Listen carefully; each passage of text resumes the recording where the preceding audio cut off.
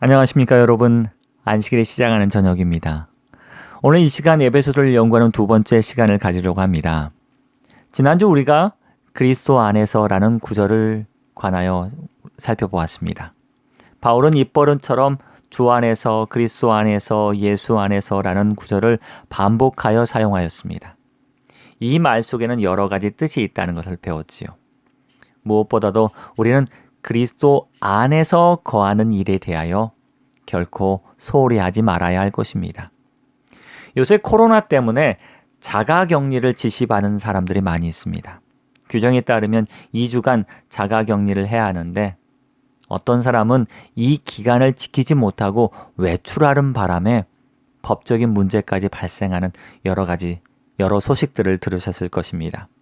봄바람이 살랑살랑 불어오고 자신들이 해야 할 일이 있다는 핑계로 혹은 나는 돌아다녀도 아무 문제 없다는 자만심 때문에 사람들이 규정을 어기고 자신이 있어야 할 지역을 이탈하는 경우가 속출하고 있다고 합니다.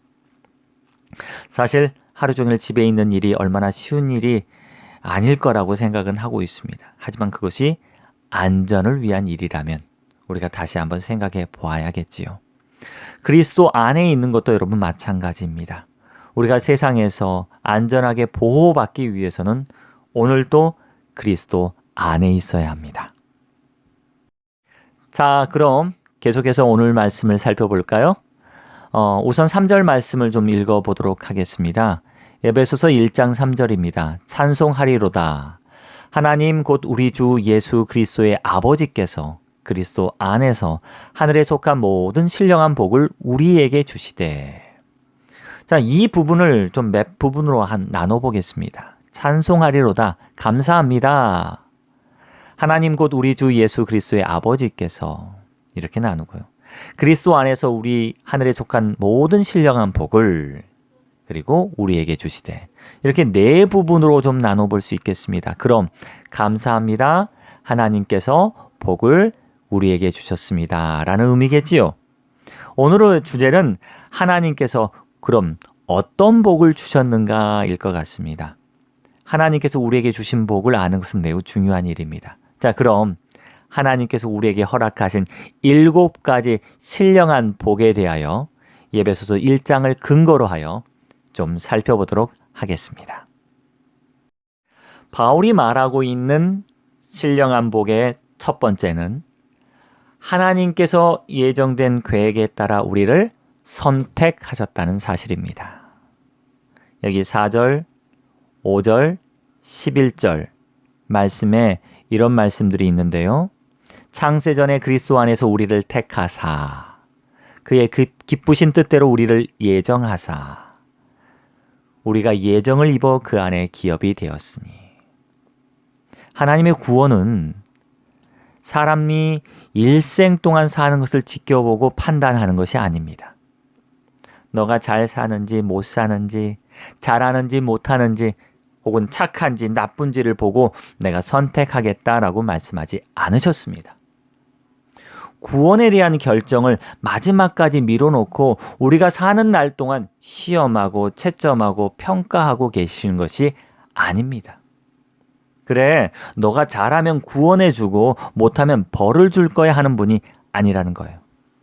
만약에 그렇다면 구원에 대한 여부는 우리 자신에게 있는 것이니 예수님께서 이 세상에 오실 필요도 십자가에 달릴 필요도 없었다는 겁니다. 바울은 하나님께서 창세 전부터 우리를 향한 특별한 구원의 계획을 가지고 계시다고 말합니다. 우리를 선택하셔서 거룩하고 흠이 없게 만들려는 예정된 계획을 가지고 계십니다. 우리를 하나님의 아들로 삼으시고 그분의 기업을 물려줄 예정이라는 사실입니다. 한 목수가 멋진 나무 스피커를 만드는 영상을 본 적이 있습니다. 그런데 그 재료가 이제 쓸데없이 보이는 나무 팔레트였습니다. 이 목수는 이제는 용도를 다한 이 폐 목재를 가지고 옆에 보이는 멋진 스피커 케이스를 만들었습니다. 만약 목수가 재료를 시험하고 평가한 다음에 선택하려 한다면 더 좋은 재료 혹은 더 비싼 원목을 선택했을 것입니다. 그러나 목수가 선택한 재료는 이제 용도를 다 한 나무 팔레트였다는 사실입니다. 폐목재였어요. 이 목수는 이 목재를 선택한 후에 이 목재를 깎고 다듬어 훌륭한 물건으로 재탄생시킵니다. 하나님께서는 창세 전부터 사랑의 계획을 가지고 계셨습니다. 단지 우리를 보고 순식간에 너무너무 불쌍하다라고 해서 결정한 것이 아닙니다. 사실 문 앞에 한 거지가 적선을 요구할 때 우리는 갑작스러운 결심을 통해서 이루어지지만 부모가 자녀를 위하여 재산을, 유산을 물려주는 것은 깊은 생각의 결과라는 것과 같습니다. 하나님께서 그리스도 안에서 우리를 선택하심을 통해서 우리를 축복하셨습니다. 이것은 그의 기쁘신 뜻대로 이루어진 것입니다. 두 번째입니다. 두 번째 하나님께서 우리에게 허락하신 복은 6절. 이는 그가 사랑하신 자 안에서 우리에게 거저 주시는 바 그의 은혜의 영광을 찬송하려는 것이라. 두 번째 바울이 언급한 복은 거저 주시는 은혜입니다. 하나님께서 우리를 받아주셨어요. 우리가 잘나서요? 우리가 잘생겨서요? 아니, 우리가 뭔가 잘해서요? 아닙니다. 바울은 우리가 받은 사랑을 거저 주시는 은혜라고 표현하고 있습니다. 거저 주다란 말은 아무런 노력이나 대가 없이 주다라는 뜻을 가지고 있지요. 사실 저도 공짜를 좋아합니다. 진짜 은혜죠. 그런데 우리는 얼마나 자주 하나님의 선물에 대해 거저 주신다는 생각을 하고 있을까요? 안타깝지만 많은 사람들은 하나님의 선물에 대해 당연하다는 생각을 더 많이 가지고 있다고 봅니다. 한 건물주가 있었습니다. 이 건물을 관리하는 아들에게 이렇게 말했습니다.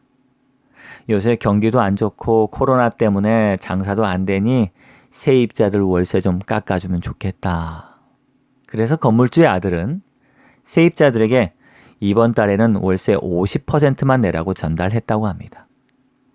그런데 세입자들이 건물주 아들을 좀 보자고 하더라는 겁니다. 건물주 아들은 아마도 고맙다는 인사를 하려나 보다 하고 나갔더니 세입자들이 이렇게 말하더라는 겁니다. 우선 3개월 동안 아예 100% 월세를 면제해 주시고요. 그 뒤에 상황을 보고 결정하면 좋겠습니다. 라고 다짜고짜 일방적인 요구를 하더라는 겁니다. 그래서 건물주 아들이 좀 기분이 상해서 그냥 없던 걸로 하시죠. 하고 그 자리를 떠났다고 합니다. 우리는 거저주는 선물을 당연하다고 하는 순간 잘못된 논리에 빠져들 수 있습니다. 여러분, 당연한 것은 없습니다. 하나님의 은혜가 당연하다고 생각하는 순간 우리에게는 감사도, 감동도, 감격도, 눈물도, 기쁨도, 행복도 순식간에 연기처럼 사라져버릴 것입니다. 하나님의 은혜에는 보이는 은혜와 보이지 않는 은혜가 있습니다. 여러분, 은혜를 세워보십시오. 우리 눈에 보이지 않지만 더 많은, 더 큰 은혜가 존재한다는 사실을 깨닫게 될 것입니다. 세 번째 복이요. 용서입니다. 예수님의 희생을 통한 구원과 죄의 용서. 7절 말씀입니다. 우리는 그리스도 안에서 그의 은혜의 풍성함을 따라 그의 피로 말미암아 속량 곧 죄의 사함을 받았느니라. 이 죄에 대한 책임과 오염은 그리스도의 피로 말미암지 않고는 지울 수 없습니다.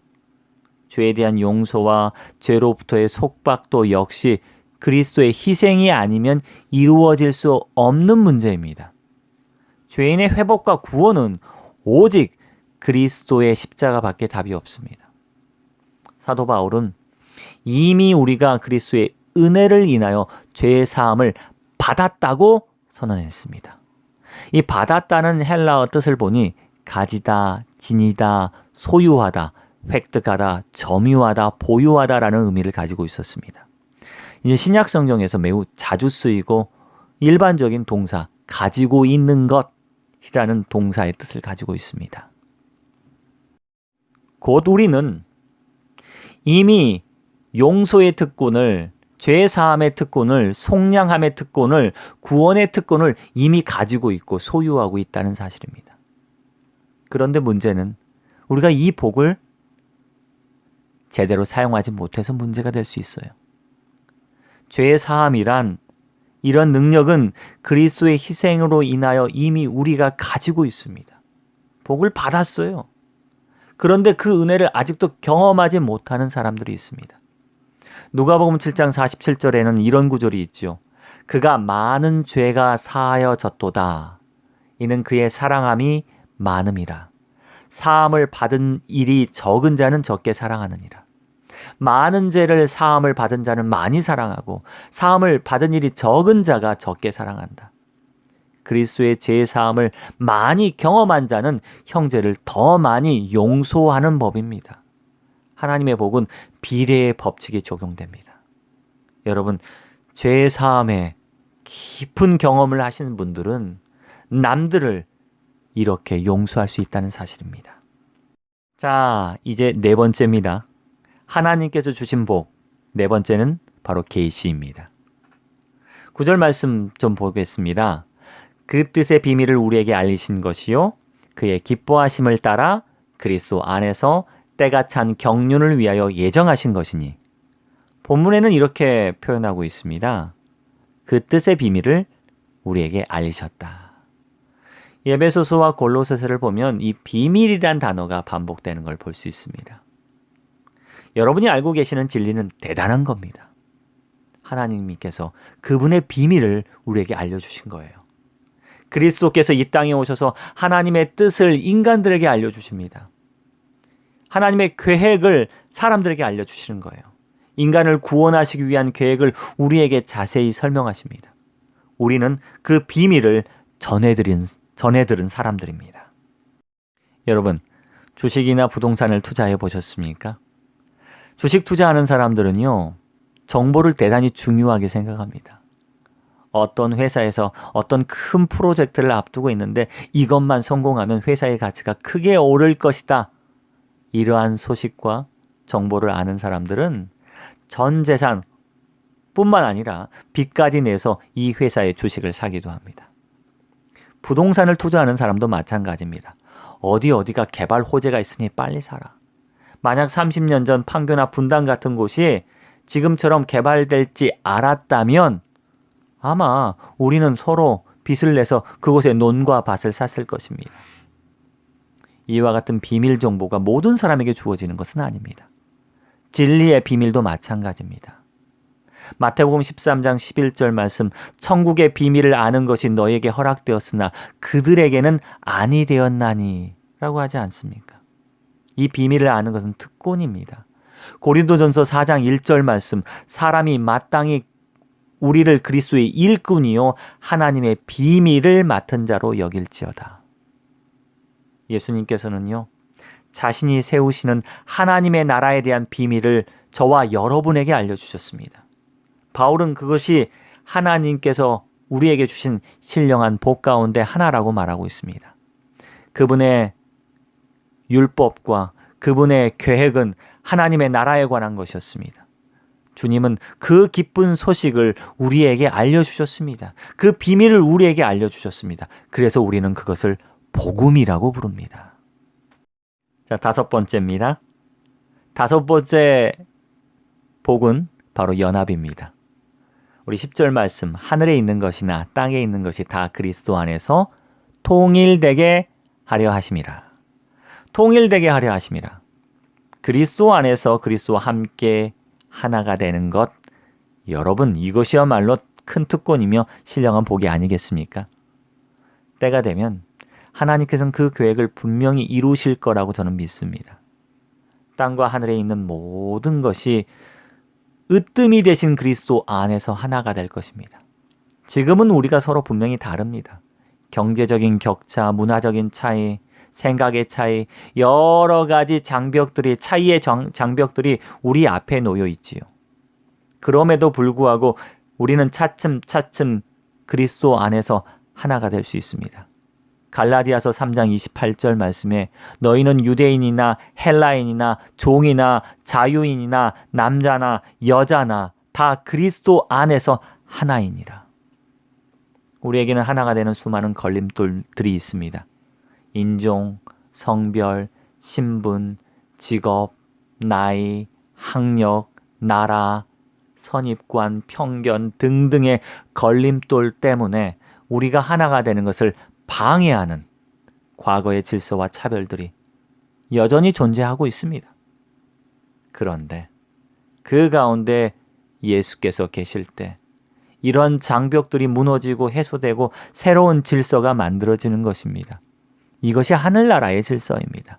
서로 달랐던 사람들이 차별이 없이 되고 그리스도 안에서 한 공동체를 만들어가는 것이 여러분 교회입니다. 하나님께서는 이 복을 우리에게 허락하신 것입니다. 자, 이제 6번째입니다. 6번째는 상속입니다.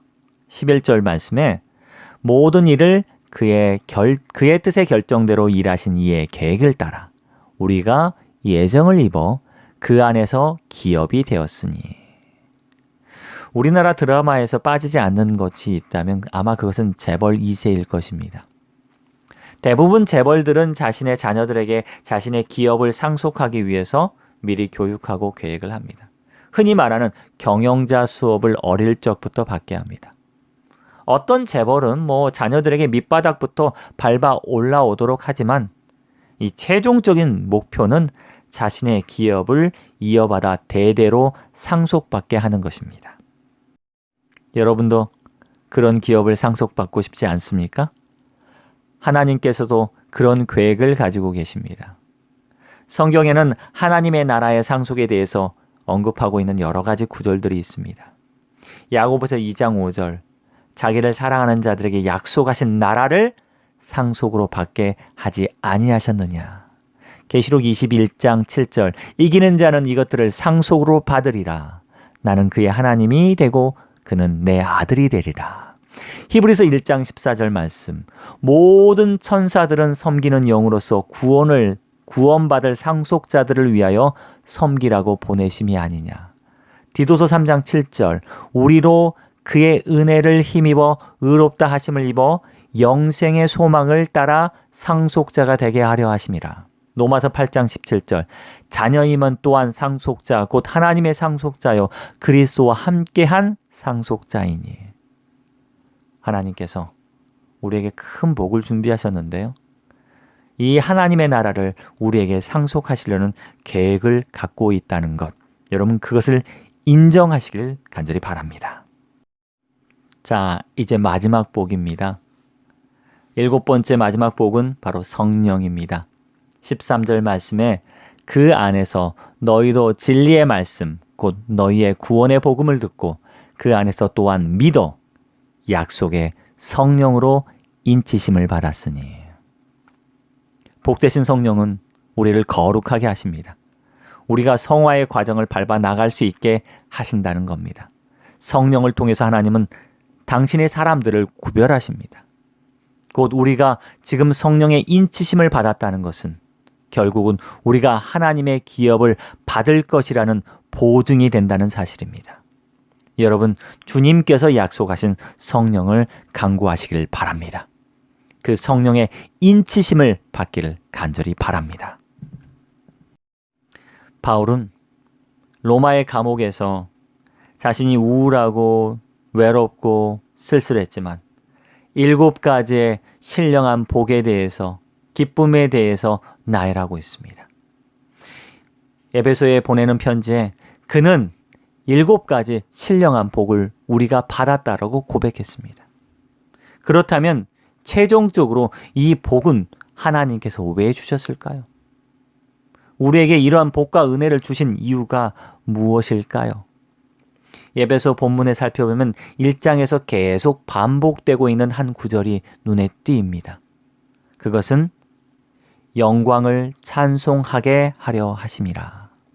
6절, 12절, 14절에 이 구절이 계속해서 반복하고 있습니다. 하나님께서는요, 그분의 영광을 우리로 찬송하게 하려고 이 모든 것을 계획하고 계셨습니다. 이 모든 복을 우리에게 주신 것입니다. 영광을 찬송하게 하려 하는 게 무엇이냐? 베드로전서 2장 9절 말씀에 이렇게 말하고 있습니다. 오직 너희는 택하신 족속이요 왕같은 제사장이요 거룩한 나라요 그의 소유된 백성이니 이는 너희를 어두운 데서 불러내어 그의 기이한 빛에 들어가신 자의 아름다운 덕을 선전하게 하려 하심이니라. 곧 주님께서 우리에게 이런 7가지 놀라운 복을 주신 이유는 하나님의 아름다운 덕을 우리 몸과 육체와 마음으로 선전하게 하려 하심이라 라는 겁니다. 여러분 기억하십시오. 우리같이 부족하고 죄인이지만 오늘 하나님께서는 그리스도 안에서 우리에게 7가지 큰 복을 주셨고 그로 인하여 하나님의 아름다운 덕을 우리가 나타내게 선전하게 하려는 목적이 있다는 사실입니다. 따라서 하나님의 영광을 찬송하고 그 영광을 여러분이 직접 드러내는 거룩한 성도 주의 백성들이 되기를 간절히 바랍니다. 기도하겠습니다. 하늘에 계신 하나님 아버지, 오늘 우리에게 그리스도 안에서 풍성한 복을 받게 하심에 감사합니다. 우리에게 주어진 이 복에 대하여 더 누리고 더 깊게 배우고 더 사모하게 하옵소서. 주님의 선택하심과 주의 거저 주시는 은혜, 주님의 용서와 주님의 계시, 주님 안에서 연합과 주의 기업의 상속, 그리고 성령의 인치심을 우리가 알게 하여 주시옵소서. 한 가지 복이라도 소홀히 다루지 않게 하시고 주님 안에 누리게 하옵소서. 주여, 이 복을 받은 우리가 이 복음으로 인하여 우리가 주님의 영광을 찬송하며 노래하는 자가 되게 하옵소서. 귀하신 예수 그리스도 이름으로 기도합니다. 아멘. 여러분 또 함께 기도해 주시길 바랍니다. 기도는 우리에게 큰 힘과 능력이 됩니다. 여러분, 하나님 이 말씀을 듣고 이 말씀이 우리 가운데 이루어질 수 있도록 기도해 주시고, 또한 우리 백성들이 코로나로 인하여 힘들고 어려운 상황이 있사오니 우리가 함께 기도함으로 모두가 이겨나갈 수 있도록 기도해 주시길 바랍니다. 여러분의 기도가 능력이 되고 또한 힘이 되며 위로가 된다는 사실 여러분 기억하시고 함께 기도하겠습니다.